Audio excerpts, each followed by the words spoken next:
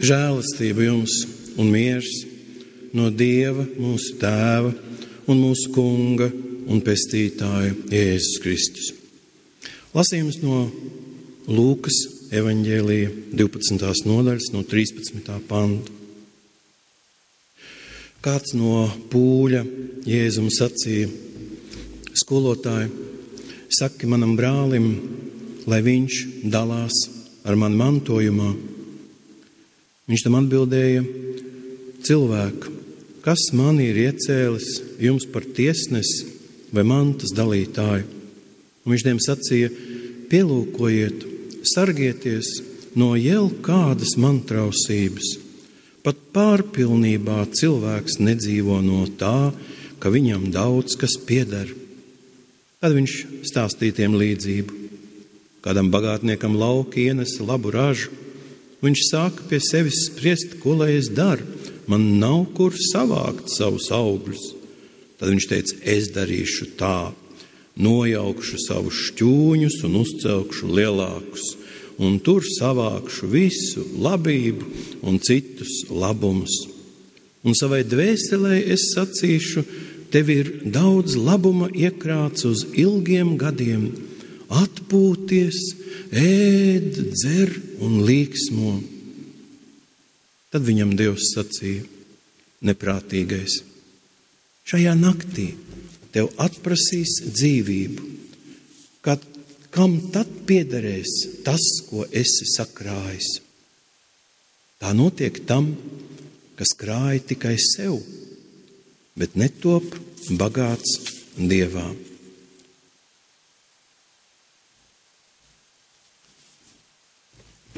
Nāc Dievs svētais gars pie katra no mums un atver mūsu dvēseles savu vārda spēkam un svētībai, lai tie ienākumi pārveido mūsu dzīvi, jo tavu vārdi ir mūžīgā patiesība. Āmen.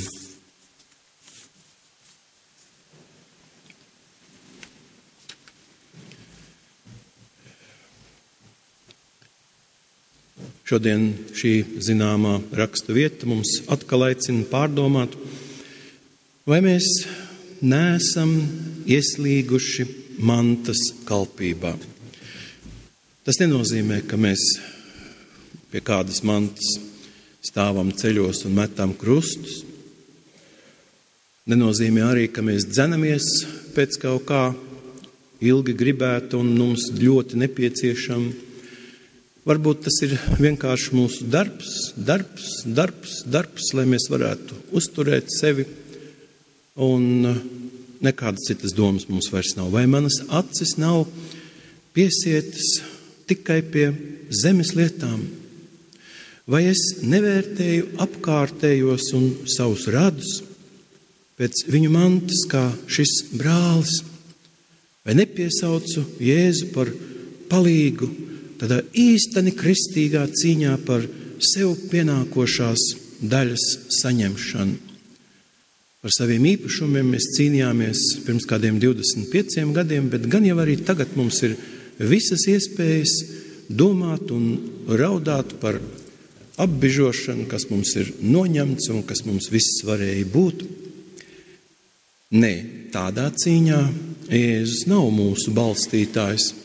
Viņš atrunā un brīdina nedzīties pēc tās mantas, kuru var sakrāt šķūņos. Lielākos vai mazākos, bet tādos daudzumos, ka vajadzīgi šķūņi. Un par šķūņiem vienmēr man acu priekšā, un es to saku jums un atgādinu mūsu super lielie veikali, kur atrodas visu ceļu malās. Alfa un Spice un Maksimas un Moli un Skai un kādas vēl tie nosaukumi. Patiesi viņi kļūst aizvien lielāki un lielāki. Tur viss ir ēdamais, dzeramais, mugurā velkamais, izklaidēji, atpūtai, domātais, mājas kopšanai, savas miesas uzturēšanai vienā vietā, ātri, ērti, simtiem automašīnu, lai varētu iekrāmēt visu nepieciešamo un tad atpūsties, ēst, dzert un priecīgi dzīvot. Atvērts katru dienu, no rīta līdz vēlam vakaram, arī svētdienās. Nezinu, ko jūs tajā baznīcā te sēžat, ja tur templis jūs gaida. Reizi gadā, kad kāds uzsāk diskusiju, ka svētdienās arī mūsu valstī veikali varētu būt slēgti, kā tas ir dažās vietās Eiropā. Turisti aizbrauc uz Vāciju un nav svētdien ko darīt, viss ir ciets. Svētdienās cilvēki varētu parūpēties par savu garīgo pasauli, par savu atpūtu, arī par vienkāršu būšanu kopā ar ģimeni, ar saviem tuvajiem, jo ir taču ģimenes, kuras knapi vienu dienu ir kopā. Un ja maiņu darbs, tad iznāk vispār, kad abi divi tiek mājās vecāki, nav pat vienreiz varbūt mēnesī. Tad atbildu uz šo interesi par to, ka veikaliem vajadzētu būt ciet, no šo veikalu vadītājiem ir vienkārša un momentāla. Ja jums ir nepieciešama garīgā aprūpe, mēs iekārtosim savos veikalos arī lūgšanu vietas. Tā kā mums jau ir iekārtotas bērnu rotaļu vietas un frizētavas, un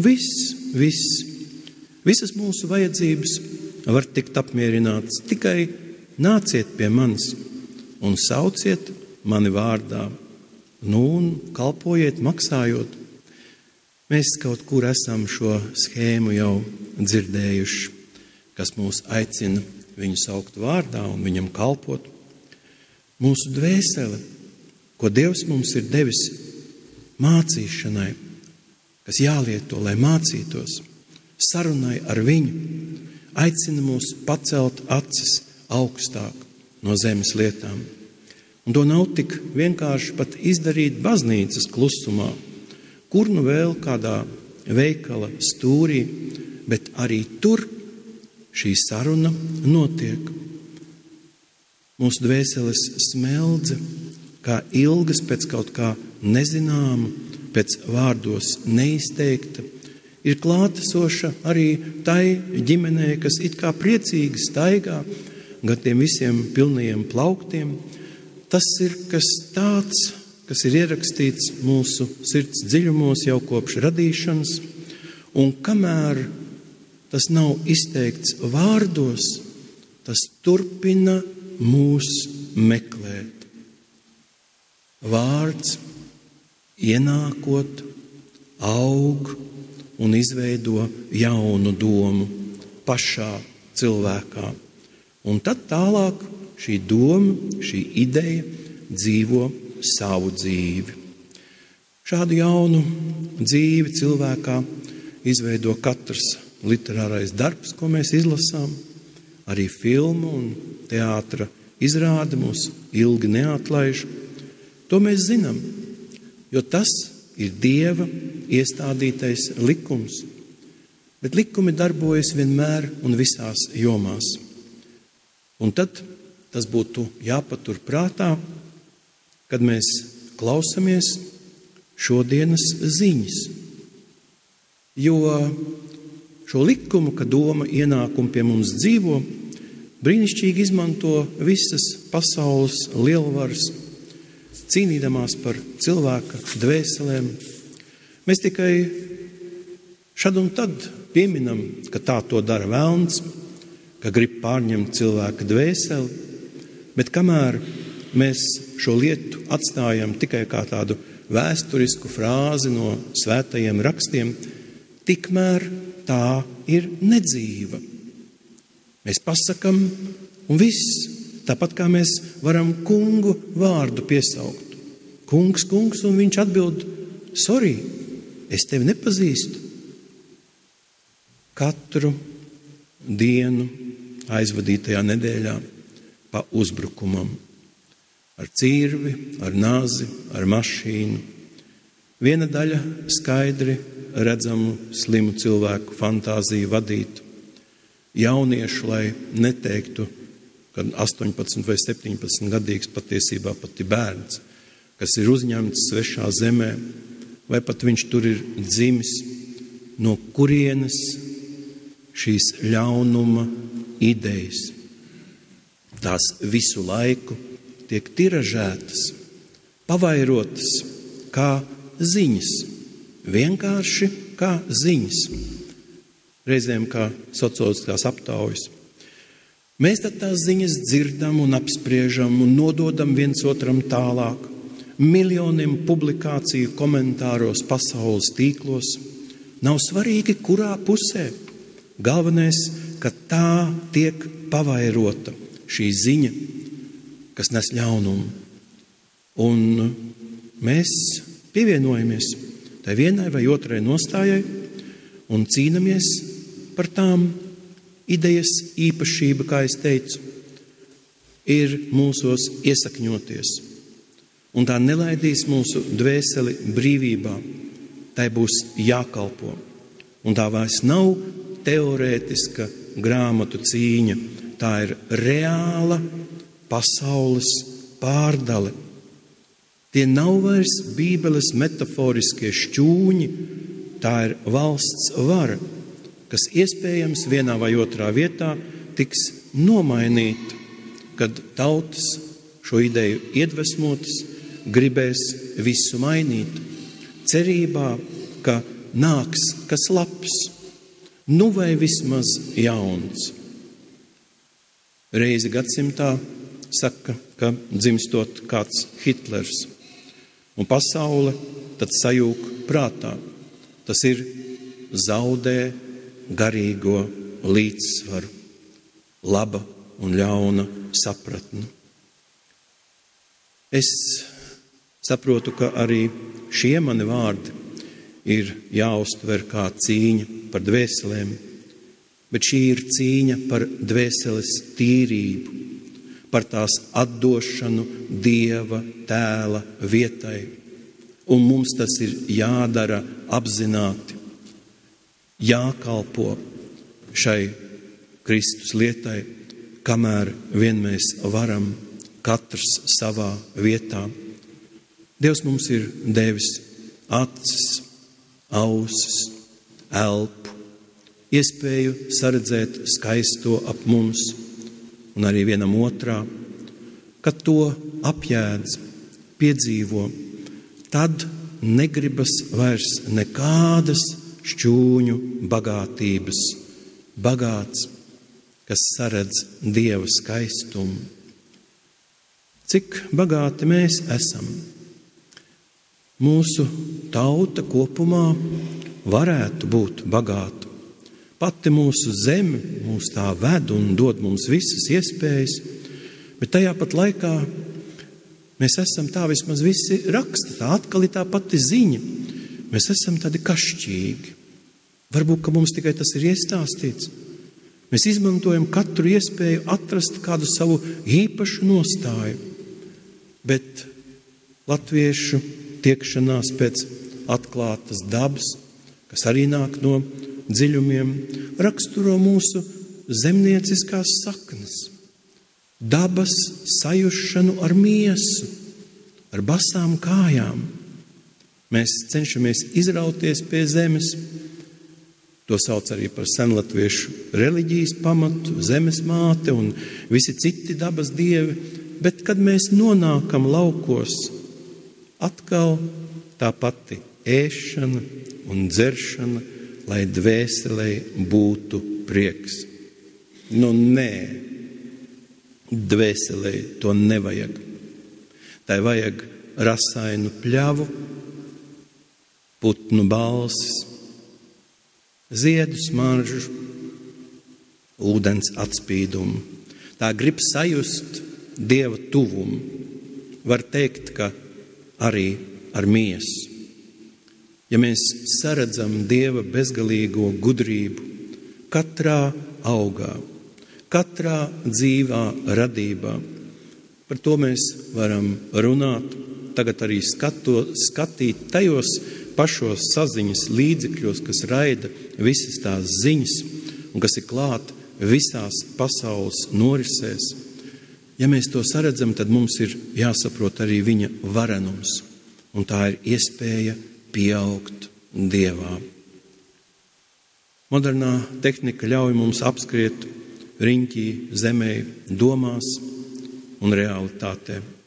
Ļauj mums sajust sevi kā vienā lielā pasaules šķūnī, kur visi ir vienkops, kur mūs ietekmē gan Angļu Brexits, gan tiem, kam radiņi tur ir Anglijā un citur, gan arī vienkārši tas, ko viņi ienesīs Eiropā, gan Trumpa un citu vareno dīvainie izteikumi.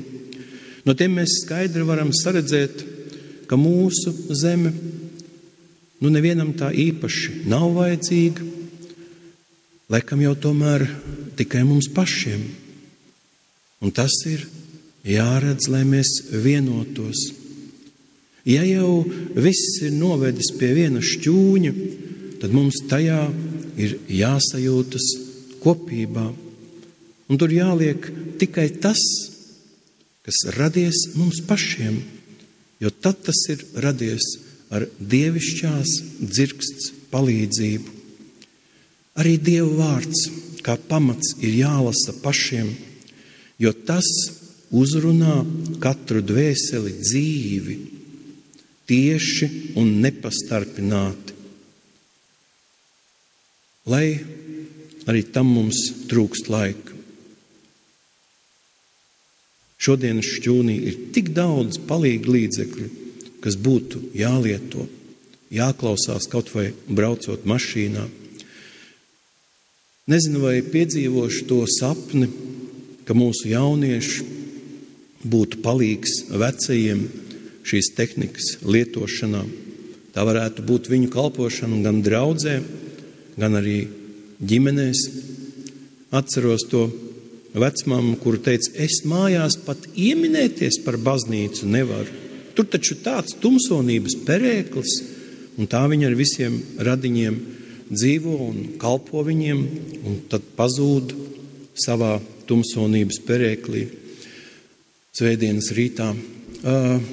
Ja jaunieši par to runātu, teiktu, ka nohipnotizēti, nozombēti, ka redz pie kā noved tie pokemoni, kas var būt labāks par iepirkšanās templi? Taisamies un braucam. Mūsu šodienas rakstu vietā Kristus runā par to brīdi, kurā tiks aizsaukta dvēsele, jo miesa atgriezīsies pie zemes. Dvēsele ir tā, par kuru mums jāuztraucas. Tās abas ir cieši saistītas, ja nebūs miesas, kur mitināties dvēselē, un gars klāt rādot mūsu eksistences jēgu, to cenšanos uz augšu, kas dod atkal savukārt miesai spēku darboties. Tādēļ cilvēkam ir ļoti svarīgi aizvien no jauna atcerēties, ka dvēsele ir jāuztur, jābaro, jo tajā dzimst labais un ļaunais. Ja tajā nav klāt labā, tad ļaunais izplešas. Tā kā katra normāla nezāle, kā kārkli aizņem vietu viena gada laikā. Bet šodien evaņģēlī nemaz nebūs. Viss šodienas stāsts ir evaņģēlijs, jo Kristus šo līdzību stāsta, lai mēs ieraudzītu to ceļu, viņa ceļu, kas mūs ved garām miesas vajadzību uzliktajām prasībām, jo tās ir nebeidzamas un tām nekad nebūs sāta. Kristus mūs ved pie avota, kas dzirdina dvēseli, papleš tai vietu labajam.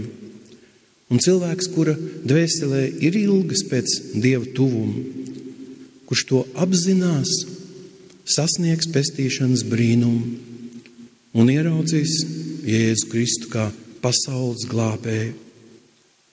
Mums, draudzēji, ir jāpalīdz šim cilvēkam saredzēt ciešā saistība starp viņa dvēselē rakstīto tiekšanos pēc skaistā un to, ko pasaulē atnesis Kristus.